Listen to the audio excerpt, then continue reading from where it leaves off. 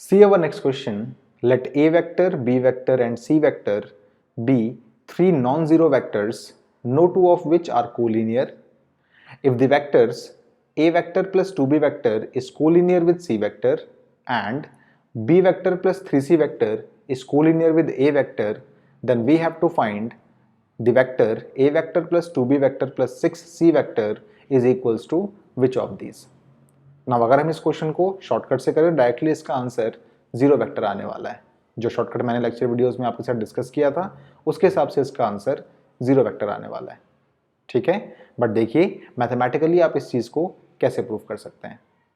Now according to given question a vector plus 2b vector is collinear with c vector. क्या मतलब होता है collinear का? यानी कि वो वेक्टर इस दूसरे वेक्टर की टर्म्स में लिखा जा सकता है। इसका मतलब according to our question a vector plus में 2b vector equals lambda times of c vector आप बोल सकते हैं। Similarly b vector plus 3c vector is collinear with a vector, यानी कि आप यहां पे भी क्या बोल सकते हैं b वेक्टर प्लस में 3c vector equals to some mu times of a vector आप बोल सकते हैं।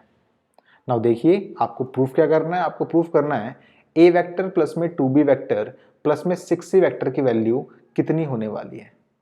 तो गिवन चीज़ों से ही क्यों ना हम लोग इस वेक्टर को बनाने की कोशिश करें। अगर हम यहाँ पे ऑब्जर्व करें तो यहाँ पे a वेक्टर तो है, साथ में 2b वेक्टर भी है, बट यहाँ पे 6c वेक्टर नहीं है। तो आप एक काम कर सकते हैं, आप लोग बोथ साइड्स 6c वेक्टर को ऐड कर सकते हैं।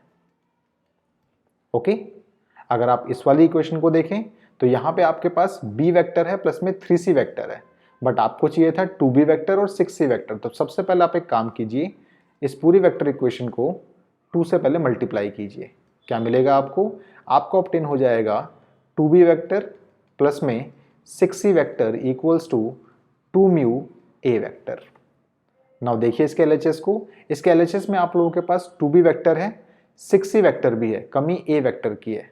तो आप लोग बोथ साइड्स क्या कर दीजिए, आप लोग बोथ साइड्स a वेक्टर को ऐड कर दीजिए। ओके, यहां वाली वेक्टर इक्वेशन से क्या ऑब्टेन होगा आपको?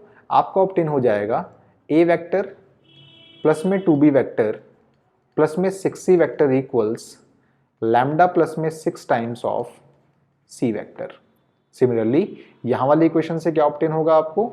a वेक्टर प्लस में 2b वेक्टर प्लस में 6c vector equals 2 mu plus में 1 times of what? a vector. इसको मानिए आप इक्वेशन नंबर 1, इसको मानिए आप इक्वेशन नंबर 2, और ध्यान से देखिए from equation first and second a vector plus 2b vector plus 6c vector भी इक्वल है किसके? लैम्डा प्लस में 6 टाइम्स ऑफ c वेक्टर के। और सिमिलरली ये वाला वेक्टर भी a vector plus 2b vector plus 6c vector के ही बराबर है। तो आप बोल सकते हैं कि फ्रॉम फर्स्ट एंड सेकंड, देखिएगा दोनों के LHS में सेम चीज है, इसका मतलब दोनों के RHS भी इक्वल होने चाहिए। इसका मतलब लैम्डा प्लस में 6c vector should be equals to 2 mu plus में 1 a वेक्टर। क्या मैं यहां से बोल सकता हूं ऐसा कुछ कि c vector equals 2 mu plus में 1 अपॉन में लैम्डा प्लस में 6 a वेक्टर। सो इस रिजल्ट से आप लोग क्या समझ पा रहे हैं? इससे आप ये समझ पा रहे हैं कि c वेक्टर और a वेक्टर कोलिनियर वेक्टर हो गए, बिकॉज c वेक्टर को आपने a वेक्टर की टर्म्स में लिख दिया। बट क्वेश्चन में स्पेसिफिकली हमसे गिवन है कि no two of which are collinear. इसका मतलब c वेक्टर और a वेक्टर कोलिनियर हो ही नहीं सकते, बट यहाँ पे तो हमें c वेक्टर और a वेक्टर कोलिनियर मिल गए। अब आप मुझे बताइए, इस इक्वेशन को अगर आपको खारिज करना है, इसका मतलब इस चीज को आपको नॉट डिफाइन करना पड़ेगा, तभी जाके आप बोल सकते हैं कि c वेक्टर कोलिनियर नहीं है a वेक्टर के साथ।